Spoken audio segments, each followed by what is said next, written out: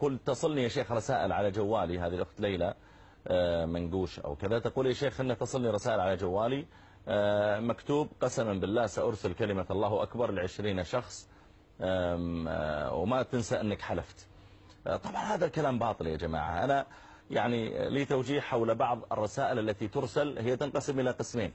القسم الأول يقول مثلا من قال لا حول ولا قوة إلا بالله كان له مدري إيش كذا كذا، أرسلها ل10 أشخاص وسوف تسمع خبرا يسرك، بعدين اكتب تحت مجربة والله.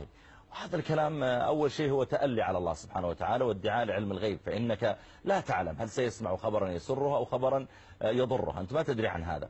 فلا يجوز أنك تجزم أنك سيأتيك خبر يسرك، أنت مشعوذ، أنت كاهن، هذا لا يجوز أن تجزم بهذا. الأمر الثاني لا يجوز أن تجزم أن من قال الذكر الفلاني كان له الفضل الفلاني، فيقال من قال كذا وكذا سمع خبرا يسره أو أصلح الله أولاده. طيب عندك دليل على هذا الكلام؟ قل إنما أنذركم بالوحي، والمادة الإنذار هي الوحي الكتاب والسنة، فلا يجوز للإنسان أن يأتي من عنده بفضائل حتى لو كانت نيته صالحة، فهذا لا يجوز.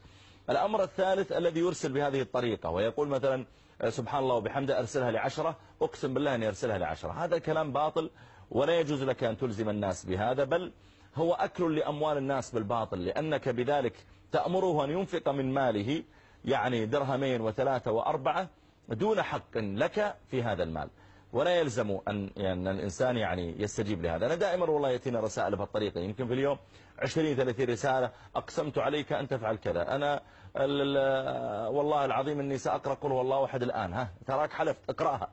هذا الكلام لا يلزم في الحقيقة، والإنسان يكبر عقله. يقول